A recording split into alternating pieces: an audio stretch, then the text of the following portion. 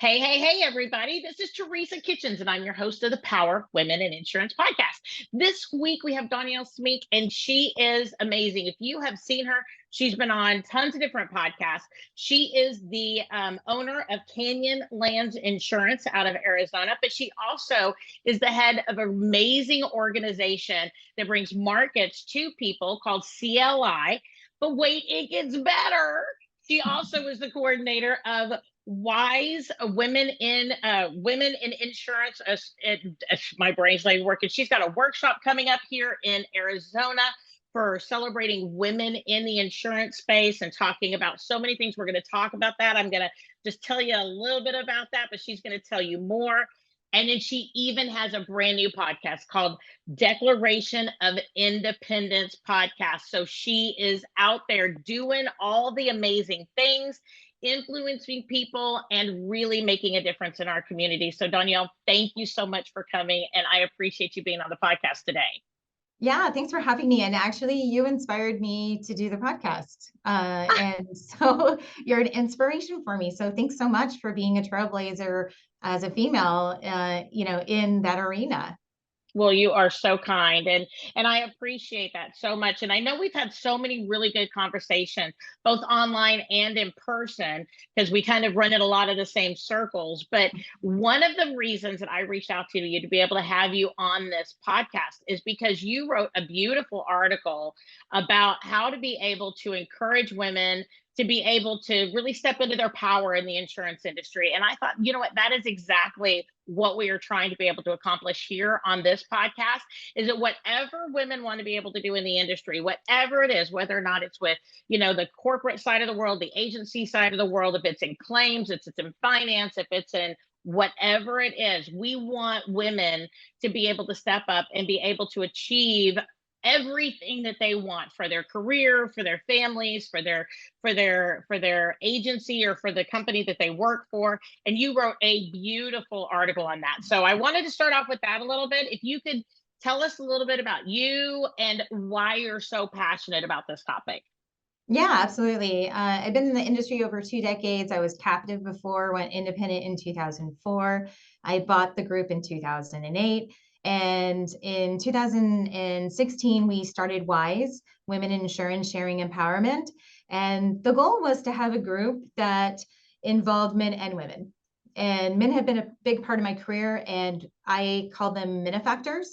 And so Heather McDougall, my COO, and I, we started the group with the concept of trying to get carriers to have programs for women. We knew we didn't have the resources or the reach that we needed to do that. And sometimes I think that if you want to make an impact, sometimes you have to go take your ego out of the way and then focus on how you can, get others to get involved that have more of that reach and impact than you do. So we started working with Liberty Mutual and Safeco and Nationwide and Travelers on their women's programs at the forefront of it. We created WIISE Talks, where we were able to go and speak or bring speakers in for the carriers on certain topics. And, the thing that kept coming up again and again was that what gets in the way for a lot of women is confidence. Yeah. And so I did a lot of research. I'm a naturally nerdy girl. So I have like so many books that I like to read at one time, and I'm kind of like an ADD reader. So it's like over here, over here, over here. And so confidence kept coming up, and I read the Confidence Code. That was my first book that I read. And then Great book. Yeah. Great book, by the way. I heard you on David Carruthers' Power Producer podcast on that book, and I immediately downloaded it on Audible. And I think I've listened to it probably 3 times, because I have an agency in Austin and an agency in Dallas, so I have 3 hours in between. And it's a great opportunity to just listen to the book as a nice little refresher. Oh, yeah. And I've actually bought the book for multiple people. So great recommendation. I love it. I just wanted to say that. It's for everybody out there. It's amazing. Yeah. And so it's like I started looking at what is getting in the way of confidence for women, right? And we can't just go like, oh, well, we're in a male-dominated industry and it's very difficult and it's all that kind of stuff. We have to look at the things inwardly for us to advance in our careers, of how we need to work on ourselves, and then how do we encourage and lift up other women to do the same thing, right? Once you've gone down that path, because I've gone down the path of all the things that appear to be unconfident, right? Yep. And so like I've doubted myself, I've, played the lesser part. I have gone through, I need to be 100%. I'm still a little bit still struggling with that one. So like I, before I move forward on something, I still have a backup plan for a backup plan for a backup plan. Right. But it helps me take risks, but I feel like it also gives me an edge and I can take, educated risks. Hmm. Where other people who jump into a risk without really fully understanding that risk, I appreciate their confidence in doing it, but they have a lot more pivoting that they have to do than I feel like I have to do when I make those decisions. So I feel like I'm sort of getting to almost the happy medium of it, where I can be 80% and then move forward instead of having to be 100%. And so like my hope is that by some of the work that I've done personally, some of the work that I've done coaching, men and women, that Hmm. I can pass on, some of the tips of how to create the confidence in yourself, recognizing yourself, and then stand up with other women when you're noticing that they are doubting their abilities or their future abilities. I think that's a place where we don't give us ourselves enough credit that in the future, Mm. maybe we can't do this right now, but in the future, we are capable of it. That is like that's something that I feel like I've always felt like I could bet on myself. So even though I hate risk, I hate risk. I'm in risk management. And so, but I was always confident that if I took a risk, that I would bet on myself. And I think Mm. some women haven't gotten to that point. So if we can teach them like, hey, like I'm the best risk, that I can ever take is betting on myself, and then showing them how to do that, the risks become easier through the years as you make them and you feel more and more confident. It's like a snowball effect. Yeah, and I think one of the things that either I heard you say on the podcast or it came from the book or both is that confidence is a muscle that we have Mhm. to be able to exercise and develop. And the more that we can do little things that bring us a little bit of extra confidence, then we can step into the next bigger thing or the next motion. And I think sometimes for confidence, I get myself too far down the road that I want to be able to make sure that I have enough confidence to do like this really big mountain thing. But I forget that really confidence to me is almost like you just have to trust yourself that you're going to know the process and that you can, like you said, pivot and you can move with it. I think if I'm one of these people, I want to know every single step of the way. I want to know every single rock I'm going to be able to step on. Is it going to move? Is it going to roll? What are we going to do? Where are we going to go? I want to know it all. But I know also being in business for the 20 years that I've been in, I know that I'm not going to be able to do that. I know that even if I'm in the middle of stuff, it's going to have a life of its own. But I've thought about that multiple times that confidence is a muscle that I have to be able to exercise. And I've been able to do this in the past. So, Teresa, pull up your big girl panties. We're on our way and we're going to go and we're going to do this. And, I've got to say that's made a really big impact on me just in the last year since I heard that with the book and with your podcast. So thank you so much for that impact. Yeah. And it's really interesting because like I talk to women a lot about the fact that there are some little milestones that we meet in that path Hmm. of building that muscle that other people won't recognize. And so you've got to recognize it within yourself. And so like I try and help my team with kick-ass moments. If I see somebody's confidence like waning, I say at the end of the day, I want you to tell me one thing that you kicked ass at today, even no matter how small it is.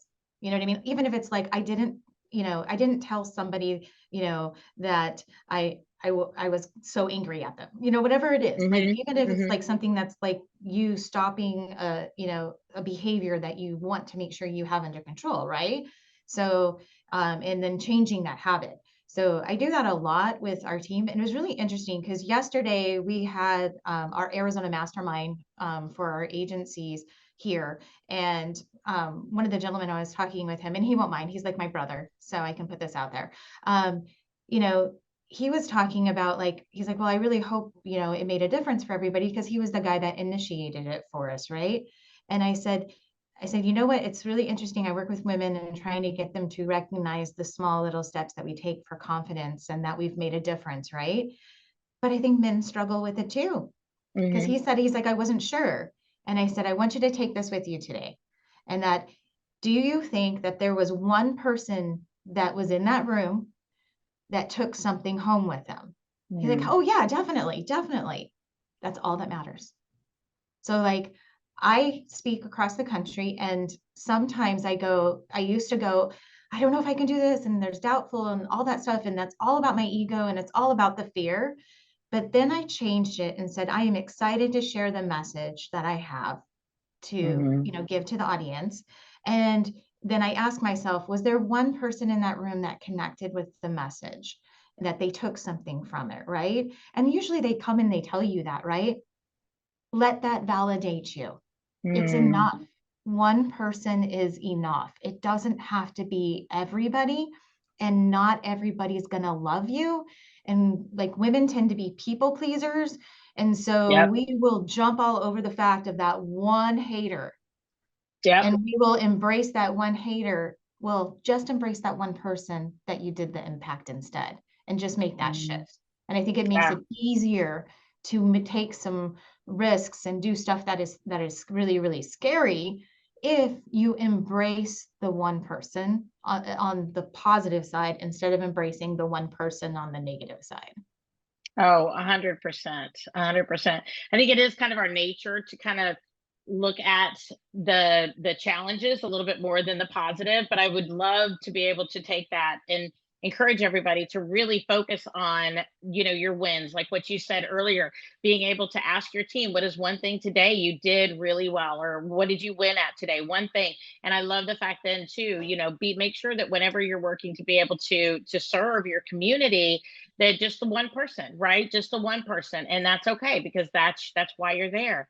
Mhm. And we don't have to be the speaker that has the 8,000 people around them, right, at the conference, but I think sometimes we walk out of our meetings or out of our things, we're like, oh well, that person over there has, you know 532 people in their line and I've got like four, but the reality is, think about the impact you can have with those four, and the how far that's going to go, because the depth of the conversations that you can have with them, and all of that. And just being willing to serve. I think every service opportunity is different too, and just to remember that we are there to serve.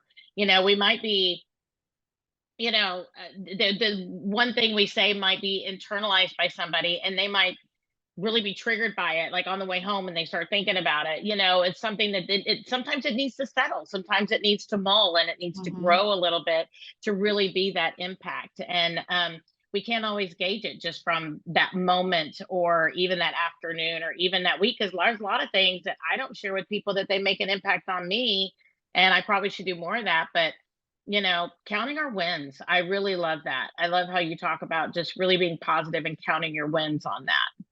And I think, like you were talking about being an advocate, I'm going to grab this over here real quick, um, and make it easy for you to be an advocate and show people. I have these cool cards that Tabitha made for me. And like this one says, wow. And it says, thank you for being you on the back. And it has my information. And then we've got like, hello, rock star. And it has, thank you again. And then, it says, you are what making a difference looks like.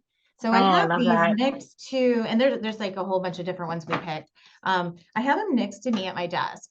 And so it's really easy for me to just grab it, write the person's like a one sentence on here, right? Mm. Hand it over to my team and go, I need you to mail this to this person and send it out, right? So showing people that they've made a difference and they in your life, you've got to make it easier for yourself. It's kind of Mhm. like for working out for me, like I travel like a maniac. So then like I'm always like, well, I don't work out as consistency because I travel. And I'm like, okay, that's just some excuses, right? Mhm. So now I'm like, okay, here's the schedule, here's the plan. If the plan goes off base, I have a workout bag now that has a variety of different outfits in it that's ready to go with me all the time, so that I can fit working out into my schedule. And so I try to really do that and make it easy. Same with like showing people that they make a difference or that you appreciate them. Mhm. Make it easy for yourself if that's something that you want to do and impact other people, in a positive way, and show them that,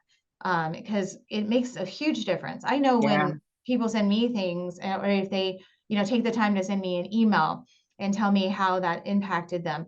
I mean, it makes me feel like wonderful, right? And so like we can do the same thing for other people. we just are human beings that start getting into the daily minutia of things that, like, working out doesn't become a priority because we're not making it a priority, and appreciating people, just make it easy for yourself. Like, Yeah. make it like cheat proof, kind of Yeah. like, clearing out your weakness foods. Like, I should not have chips and salsa in my house. Like, that's going to go bye-bye. I can have Yep. candy. I have no problem with donuts, candy, that kind of stuff, but you give me salty goodness like with salsa, and that's like going to go bye-bye. So same thing Yep. Very with quickly. making an impact. Make it easy on yourself, to be able to share that with other people. And I just know that's helped me a lot this past year, is being Mm. able to do that. I love how you are intentional about that. You think, okay, how can I give and how can I do this? But I also know that I need to make it easy. And I love that you're very intentional about that. And you're working into your operations and your structure so that it can be easy for you. So you're very intentional about being that person who makes, those little notes and those little things. Because I'll sit down and I'll write a note and I'll never mail it, kind of thing. But I love the fact that you'll give it to somebody to make sure that they'll do it. And I think one of the things is that I've learned is bring people on your team and or surround yourself by operations, technology, something that makes your life easier to be able to accomplish your goals. And if that means delegating, do it, right? If it means, doing a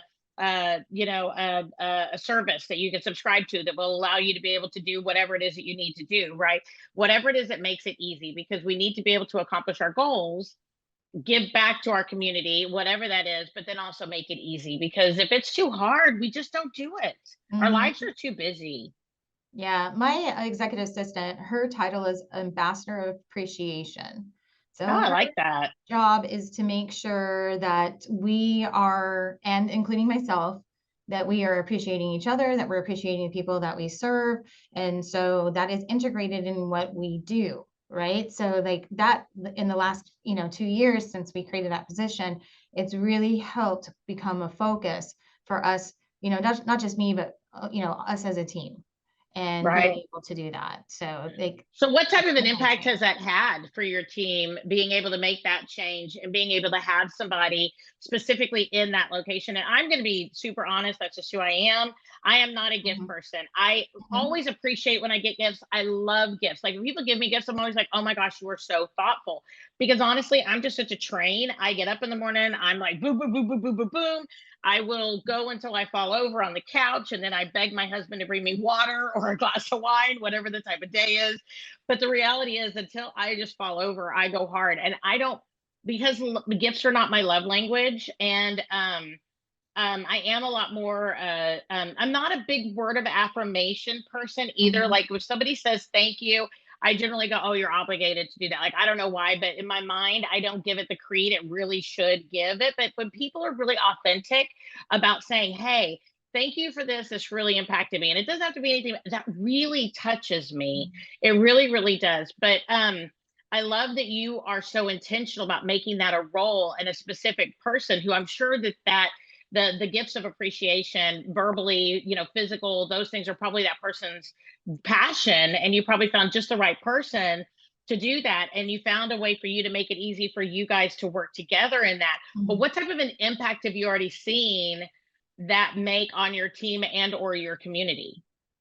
So we love you Wednesdays, and the thing is if it's not something that's easy for you to do on a continual basis, you can plan it for the whole year.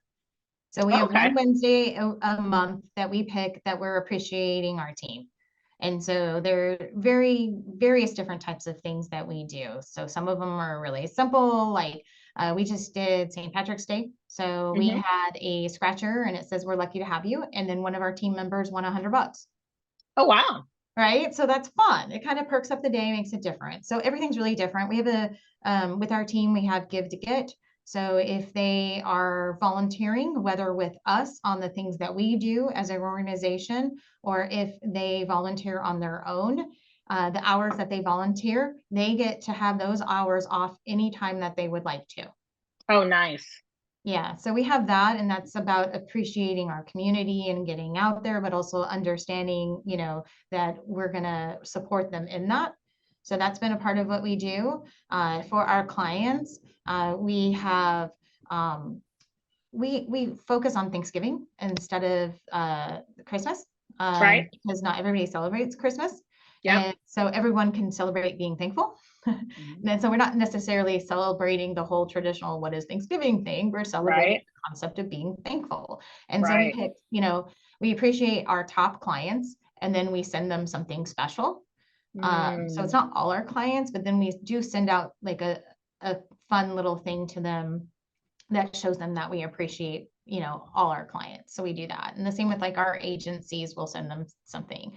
Um, and then like for me, with our agencies right now, I'm doing quarterly challenges with them. So sometimes showing appreciation could be, pushing people to Hmm. get out of their comfort zone, and that you appreciate them as a person and their capability of who they can be in the future again, right? So like our first challenge was I gave 10 scholarships to Darren Hardy's programs, Oh yeah. productivity and fast pass to our team members, our agencies. And so it was like within like a couple of hours, like those slots had been filled. Right. So it Wow. was about investing in them. I was investing in them and their personal growth. And then this year this quarter, I've challenged them just yesterday, actually, to invest in themselves and others and then share it with us, and gave them some examples of things that they could, invest in. And then I have some ideas for the third and the fourth quarter is how we're going to challenge them. So showing appreciation can come out in a variety of different ways. Everyone has a different love language. Hmm. And some people like you said, words of affirmation are important. The gifts are important. Knowing the love language of your team is really interesting, Yeah. because we have a list already of all of our team members when they come on. When we do the onboarding, we have a list of a survey that they take of all like the little things like their favorite color and Hmm. what is their favorite restaurants and what are some hobbies that they have. So then we have all of this stuff already stacked up, so like for their anniversary and their birthdays, we know exactly what they would, if we would get something tailored to them. I love that. And it helps them feel like you've listened to them, Hmm. that you know them individually and that you listen to them individually.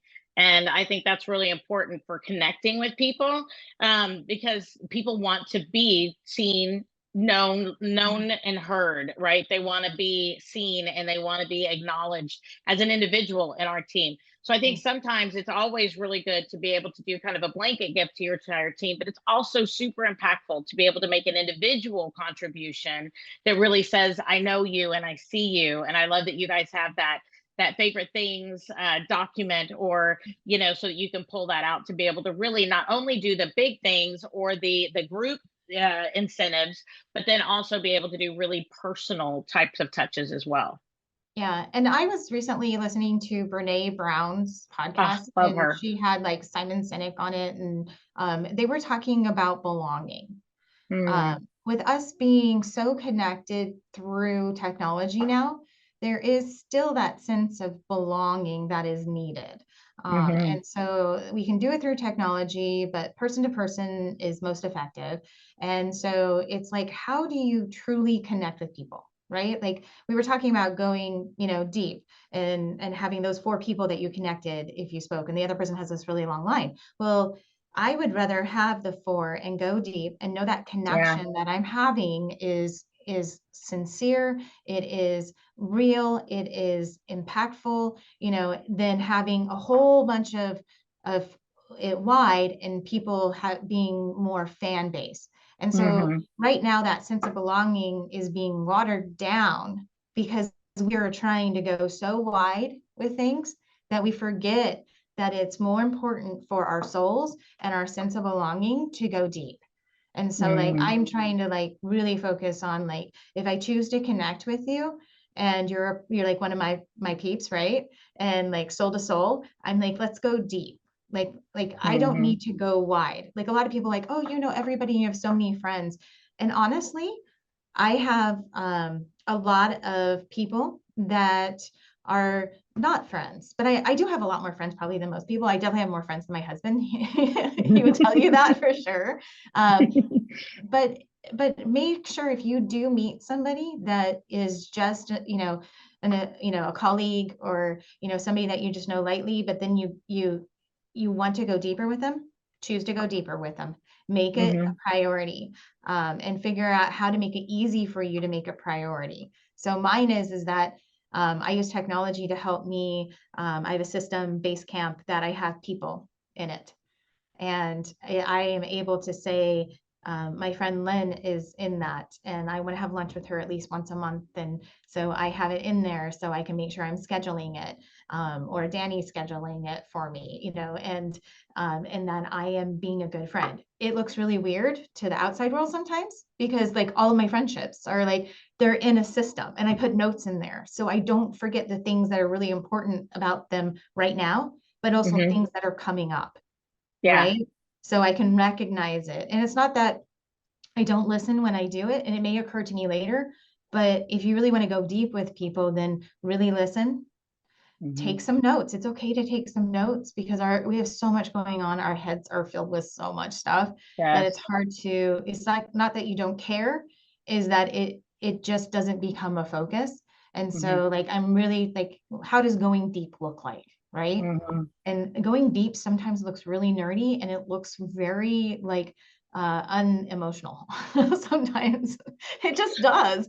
Who Well, wants to know but you're on my to-do list? Like I'm checking you off. right, That's not what I'm right. doing. I'm not just checking you off. I am trying to intentionally make sure I've listened, I've notated it, I am looking out for something in the future Yeah. that's important to you so then I can be a good friend to you. And then I'm doing that because especially as being business owners or people that are in leadership, we just keep going. And then Yeah. we don't realize that we've missed some things or some people along the way, and no longer are we deep with them. We are wide and we are surface level. Mm-hmm. And is that You the know, connection you want? years ago, I went to a conference and they were talking about like a bullseye, right? With the rings, right? The totally separate rings, Mhm, right? And you have a really small circle in the inside, and then you have these other ones that go big, right? And they said people are in these different rings, but they're still on your dartboard. They're still a part of your life. They're still a very, mhm, very important part of your soul, right? And they bring different things to you. But as you get people coming into your center of influence, right, your really good friends, right, you're going to get into smaller circles, and sometimes life events, careers, children, whatever it is that we have, that we're all in different phases of life. Sometimes people might come out a ring or two and then they come back in, and then maybe they'll go out a couple of rings and then they kind of come back in. But that was such a great visual, I felt like, for me, because I wanted everybody to be in my inner circle, and I wanted this like really deep, really wide. You're saying, I wanted this really big group of inside people at one point when I was younger. But then I realized, no, these are my lifers. These are my people that mhm, I don't have to talk to them every week or whatever, right?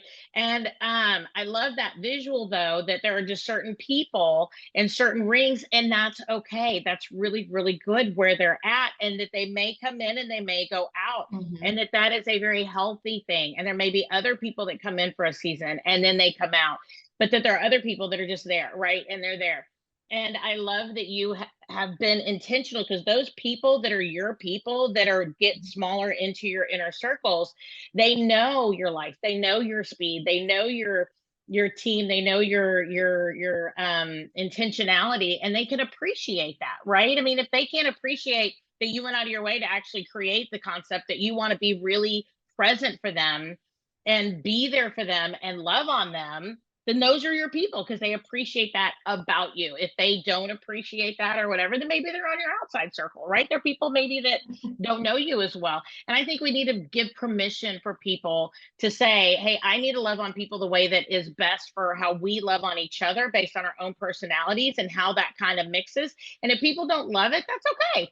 They're just not in my inner circle, right? They're not the people that really feel my soul. And maybe they're just on the outer rungs, but that's okay, because that's a good place to be too, because we can still make an impact on each other that way. But that visual just really, I really thought about that when you were saying that, and just I was hoping that maybe that might give some people out there some relief on mhm. how we can go ahead and relate to different types of people.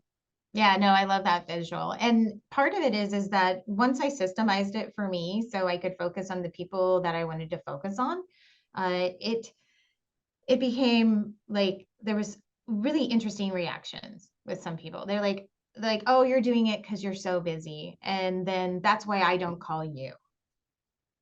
Oh, And I don't like the word that I am too busy. I may be right. scheduled, but I'm not too busy. And then I say, how many times have you made the effort to reach out to me compared to how much I've reached out to you? Who's busy and Hmm. who's not? Right. Right. And so I push back on that because the word busy has now become the excuse of why we don't do stuff. Yep. Right. So I schedule it so that even though my schedule may be packed, I am not too busy for that person to be Yep. there for them. And so, you can count on me to do that, right? And so sometimes I think the people that push back sometimes with that is that their pain point for them is, and they don't necessarily come out and say it right away. Usually I have to kind of get it out of them, is Hmm. that honestly, they're not making the same effort. Right. That's all guilt. That comment Hmm. is all guilt. I haven't Mm. called you because I think you're too busy. So it's not the truth, right? So if we're Yeah. using the word busy, what type of truth are we trying to bury when you use that 100%. word? So I'm really conscious of the word busy. When it comes out of my mouth, I'm like trying to like swallow it back in and go like, Yep. nope, that's not the word that I need to be using. I need to say either if it's somebody you don't want to have on your schedule, you need to be upfront with them, right? And not say, hey, oh, I'm really busy. I don't know if I'll get to it and all this kind of stuff. And say, like, you know what? I don't think that I want to proceed with this relationship, or, I could schedule you down the road, but right now I have these priorities. Not too busy. These are the priorities that I'm working with, right? And so then you can do that. And then the people that are really important to you, you can tell them, my schedule, right now I can't schedule you in the next week, but you're a priority for me and I want to get you on the schedule so we can get some time together. That is a different Mm. conversation than all the bullshit that we're saying about being busy. It is Yep. hiding from the truth of really connecting with people, or maybe disconnecting. Sometimes you have to disconnect for somebody. So you're like, oh, I'm just going to tell them like, you know, I'll go and see their technology in like 5 months, right? Right. Just call me back in 5 months. Why bother? Is it really going to change in 5 months? Right. It's Right. probably not, right? If it's truly like, hey, I don't have time for it now, in my schedule, but I do want to take a look at it, then that's fine. That's honest. But if it's truly a no, just let the no stand. And that goes back to confidence, is being confident enough to not use the word busy. So I challenge people to not use the word Mm. busy and replace it with what you really want to say. Yes, yes, yes. That way too, we're not stringing people along. We're not constantly having to, the guilt factor. Just be real. Just be honest. Just say, hey, right now, I love what you said. Right now, that's just not in the space of where I'm at, but we can definitely revisit that maybe at a later time. That doesn't mean they're not important. It just means right now in the season, that's not necessarily where I need to put my focus on something, but you don't have a problem maybe doing it down the road. But if it's really not in your wheelhouse, don't drag it out. Like, don't, Mhm. just tell people, and just be honest with them. I love that. I love that. So when you, and I know you said that you've done a lot of mentoring, you've mentored and you've been mentored. Mhm. How do you help people to really grasp a lot of these concepts that we're talking about today, about being authentic, about really being able to embrace courage, about being able to be more scheduled, maybe, or more systematic, more operational? Because I do find that when we do those things, it alleviates us mentally and emotionally to be truly present. It's if I'm Mhm. not systematizing if I don't have priorities set, if I don't step up in my own authenticity and in confidence, then I find that I let too many things in. And then I do have kind of a breakdown of my own confidence even further than what I struggle with. I find that by protecting my confidence, I Mhm. am more confident, if that makes sense. How do you help people to be able to kind of step into that awareness? I think what you have to first say is like, how do you manage your life? Tell me about your Mm, personal life and your professional life. How do you manage it? So we start there and they give you clues of how they're organizing their life. And sometimes they just straight come out and just say, I don't know what you're talking about. And then I say, okay, do you have a planner? Is it systemized, or do you just wing it all the time? You find yourself being very late to stuff, or you don't stick with commitments, or you're not true to the things, your goals. Like, I ask a lot of questions. I Yeah. start off with that. And then usually I hand them a planner. And so there's a couple of different planners I like. There's like one that's very female-ish. There's one that's kind of, neutral to any gender. So depending on, who they are as a person, the planner will be different. So a lot of times I'll give that planner to them and go, I need you to start here. Here's the first couple steps I need you to do. And then I give them a warning that, hey, I cannot be more invested in your life than you are. So if you don't follow through on these steps, then obviously you don't care about making the changes that you said you want to make. And I'm very upfront about that. I don't want to waste my time on somebody that, doesn't want to do the things they need to do to make a difference.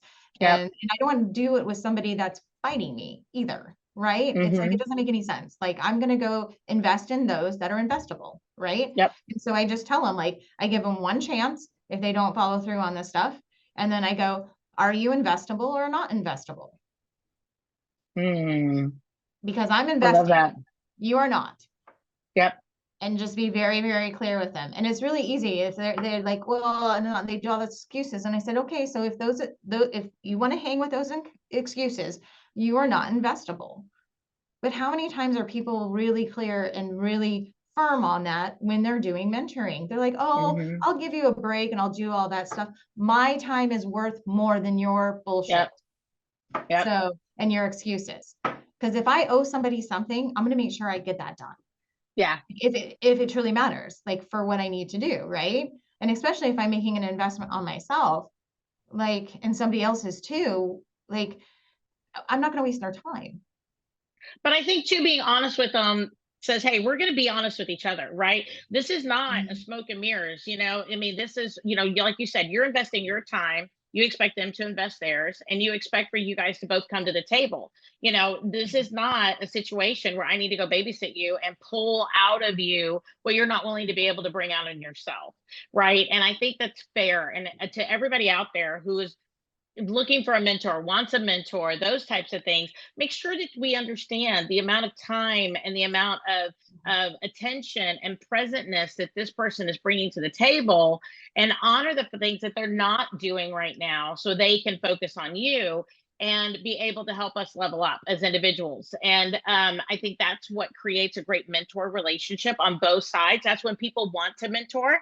That's when people want a mentor as well, and they have a successful experience. I hear all the time about people who are like, oh, I connected with this person and we were going to go ahead and get together and do some business planning or some mentor type activities. And then it was like, oh, well, they didn't follow through, or I didn't follow, or they were like, well, I had to reschedule a couple times and all of a sudden everything just fell off the face of the earth. Well, we need to take personal responsibility for doing our very best and asking them to be able to do their very best in that moment. And there's always life that comes up, always, but that commitment and that relationship has to be a priority in that moment. Yeah. And they're disrespecting themselves by not doing the things they need to do, first and foremost. And they're definitely disrespecting the value of your time as well. So it's like, I would always, like, in the past when I would mentor, I was way more understanding of that than before. But I think that also, like, feeds into the fact that I am more confident that my time is precious and valuable, and that I have experiences. And if they would like to, be somebody that can learn from those experiences and what I can give to them and bring to them, they're going to have to respect the hell out of me. Yeah. And so that needs to happen. So that came with time too. So I become a better mentor through the years. And I've been like, I was always like I was a really good mentee because I paid for a lot of coaching through the years. And so, like, I value money. And if I make an investment in money, then I'm just like, okay, you got to show up I'm and you doing got it. to do it. Right. Yep. but it came back to me. And I had a really bad coach one time, and I paid a lot of money for this really bad coach, right? Okay. But she taught me all the things I knew I didn't want to be in the future as a Mm, mentor, right? So that was worth the money. hmm. I could look at it that was a waste of money, whatever. I'd be like, I will never do that to a mentee ever. I will, Love and it. here's how to prevent that from happening, right? And here's what I would do differently. And so I just said that was an investment that was worth the money afterwards. And that's not always easy to look at, right? Because if things don't Hmm. work out, a lot of times we go to the victim side where it's like, oh, well, I Yep. haven't gotten where I needed to go because I had a really bad coach and all this kind of stuff. Mm-mm. You're responsible for where your path is going, no matter what obstacles or things are thrown in your way. And you can decide to make it a learning lesson, and you can remove those obstacles, and then you can Hmm. go more forward in your life. Yeah, yeah. And everything has value. Everything teaches us something. And I Mm-hmm. think that we just need to look for it sometimes, not become, like you said, the victim or, get wallowing, woe is me. We have to look and see. And you were talking about earlier, the wins, right? Look at your wins. What did you accomplish? What did you learn? How did this experience, whether or not it was what we expected or not, how did it make us better? How can it make us better? Sometimes we need to go a little deeper to be able to find out the answers to those questions Yeah. I in mean, certain situations. even with that coach, like the biggest lesson I got out of that was my gut first impressions are really right on. Mm. Like super right on, like fly with it, like always fly with it and be confident about it, and not be like, well, maybe, and like we do that all the time. I'll give a bit of like maybe I was in a bad mood, or maybe it was this, and like Yep. if you have a very strong gut instinct, it's usually like right on. Yeah. Yeah. Yeah. Yeah, woman's intuition or whatever, like men have it too, but Yeah. theirs is definitely their gut. Ours is our intuition. Like really like understand what that looks like for you. And it's okay to go with it because it seems like you're making a choice based on limited information. But usually that choice would have been right. And one thing too is that it's not labeling it as right or wrong. It just means it's not right for me. Right. And I think sometimes I'm afraid to be able to say no, I don't want to do that. That make that choice because my gut says this is just not good Yep. for me. But we have to understand it doesn't mean that activity is wrong for everybody. It doesn't mean Yes. that that coach is wrong for everybody. It doesn't mean that business choice is wrong for everybody. It just means for me, it's not right.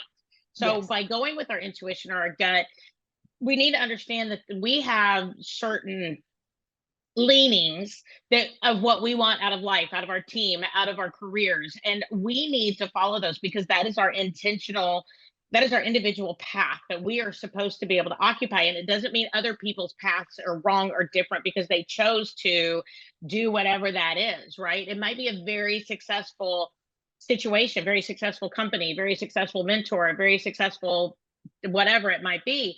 But if that's not in alignment with where I need to be, then that's the voice of my intuition, that's not where I need to be, so that way I can be who I need to be in this space. So I think we need to take away that label of right and wrong on so many things because people want to make right decisions, right? Oh, this mentor was great for this person, or this coaching program was great for this person, but maybe I'm just not into it, right? It just means maybe it's not for us right now, right? We need to take away the labeling of right and wrong because then I think we're oh, I don't want to make a wrong decision. I don't want to make a bad decision. And I think Mhm. that's what paralyzes us. When we come down to confidence, and when we come down to listen to our gut, I think sometimes we're like, well, I don't want to make a wrong decision. It's Mhm. not wrong. It's just not in a level of integrity with the road that I'm on. And that's a totally different conversation than saying something's wrong or right. And I just really have worked on that the past 8 to 10 years of whenever people are like, that's just so wrong. I'm like, it's not wrong. It's just not right for me. It's just not in my level of integrity. It's not on my road to authenticity and integrity for where I'm at with my life.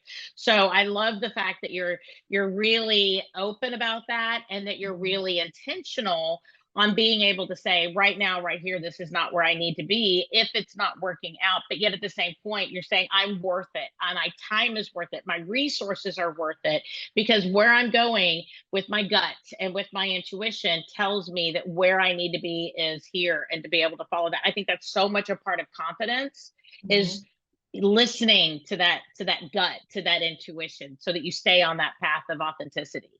And on the flip side of that, I totally agree with you, everything you just said. And because sometimes, like, I think people don't understand me because I tell people it needs to be the right fit for you and fit for Mm, me on something, whether it be an agency we're looking at or a client that we're looking at.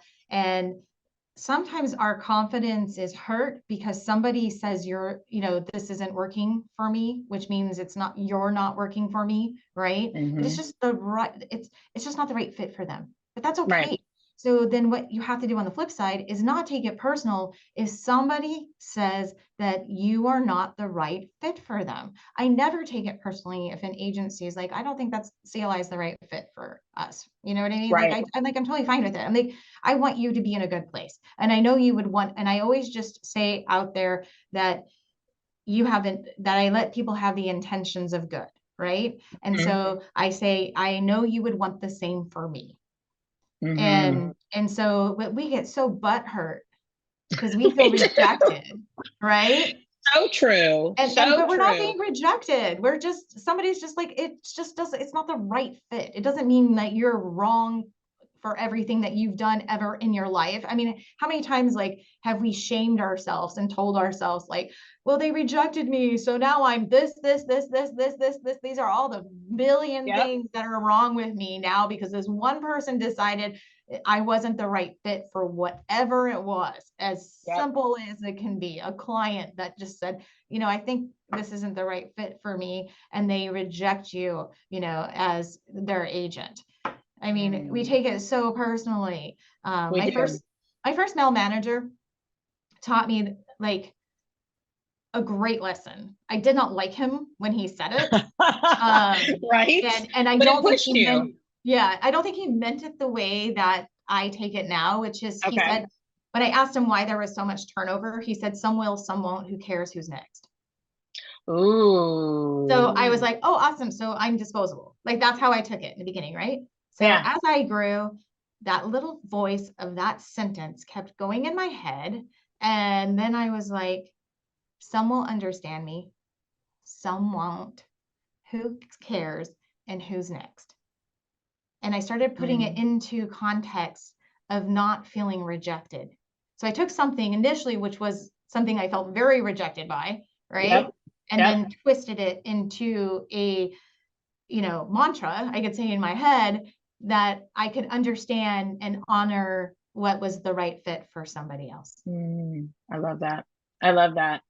I just absolutely love that. And I think that's so important for people, because it might be even that a season of a position in an agency, right? That maybe we start off over here, we need or we want to be able to transition into a new role within that agency, right? Or, into maybe a different agency, right? Or to a different carrier or to a different job, right? Within our career. And we have this lifelong path, and we have this lifelong journey from the time that we're born to the time that we pass on. And from that, it's our unique line to do with as our intuition and our gut and our heart says. And there will be people who will come in, and there will be people who will come out, and there will be people who will come back, and there will be people who won't.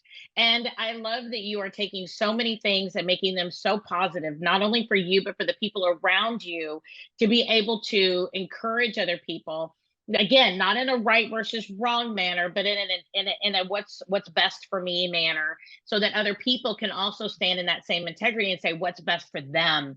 And you can maybe have a team member that's with you for a season, and you can say, I send you off into the universe in your next phase of life with love, right? And not be all butthurt about the fact that they left our agency, or that they wanted something different, or that they, that whatever it is that they're doing might just take them out of your immediate spectrum. And I love that you pass that along, not only for yourself, and it creates that confidence, but then also you give that gift to the universe too through all the avenues that you're really helping other women in the industry. And I think that's so crucial to encouraging women and just men, everybody, to encourage the right people to be in the right location with the right position, with the right clients doing the right job. And that is, I think, the role of a mentor and a leader. So thank you so much for being that for so many people out there. Yeah, it takes a lot of work. And it's a lot of like, I use this phrase all the time, check yourself before you wreck yourself moments. Mm-hmm. And you've heard me say this probably before because I did speak about it, is like my first initial reaction to some stuff isn't like awesome. And I tell you, my face gives it away. And so like I have to take a deep breath. And that's just a Yep. matter of really becoming emotionally intelligent to take yourself out of the Mm-hmm. equation for the benefit of another human being that's just speaking their truth. Mm, true. You know, I was actually, you talk about Brene Brown. I went to Austin yesterday, drove down and back. It's 3 hours from here, so one way. So, just so everybody has a little bit of a scope. But I listened to Dare to Lead with Brene Brown. Love her. She has a great podcast specifically on she was originally calling them in her Dare to Lead program safe spaces, like we're creating a safe space here. But what I really love is they actually changed that. Somebody actually challenged her on that and said, why don't we call it making a brave space? Because we cannot Mhm. determine what is safe for everybody, and we cannot Mhm. determine if a look or a word, or even when people leave this space, whether or not what happened here is still safe for them when this conference is over, right? We cannot determine the definition of safe for everyone. But what we can do is we can encourage people to step up and to be in their authentic space, to be brave, to be Mhm. able to cultivate safety for other people, to be able to be brave, to be able to speak their truth, but then also be brave enough to love other people's truth. So she really said that they're working on changing a lot of the vernaculars within the program to creating brave spaces. And I thought that was such a great term, that as we go out there, whether or not, you know, whatever it is we're doing in our industry and for our team and for the people that surround us, creating a brave space for everyone to find their authentic space and to be who they are, but then also love other people's authentic space. And I just, that to me just blew me away yesterday. In fact, I think I sent that podcast to like 4 people, like when I pulled over at a gas station, because I was like, oh my gosh, we've had this conversation about how to do it. And it was such a great conversation. So I appreciate you for creating those brave spaces for our community. Yeah. And that's what the WIISE workshop came Mm-hmm. to being. You know, there's all these conversations of things we don't say. You know, we don't talk Yes. about empowerment. Like, what is it? How do you do it? How do you mentor? How do you lead? You know, we don't talk about how men and women show confidence differently.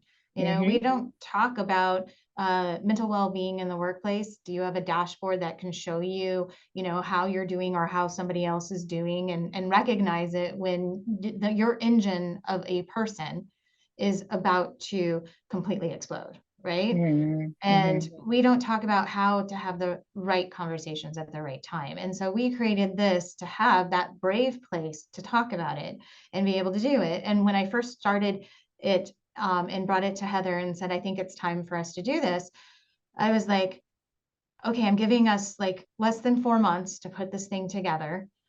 Truly, never have done this type of thing before. And I don't know if people want to go to a conference that, you know, that has this type of feel to it. That's, you Yep. know, and so like what I did was I leaned into a brave place for me. And Mm-hmm. that brave place was reaching out to people like you, and knowing that that was a place where I could, you know, speak my truth, have somebody hear me, understand where I was coming from, support that, but also give me good feedback. I did that with uh, my mentoring group that we have together, my mastermind, and it's mainly a bunch of men. And so like I put it in front of them and they said, if anybody could do this, Dawnyel, you would be the person to do this. And you could bring the message that needed to go out there, and not a place of, you know, when you put yourself in saying, yeah, I'm the person that wants to empower women, you're like, okay, am I going to be like in this box now? Only Right. like this box now? I've done a lot of stuff in the industry that had nothing to do with the fact that I'm a female.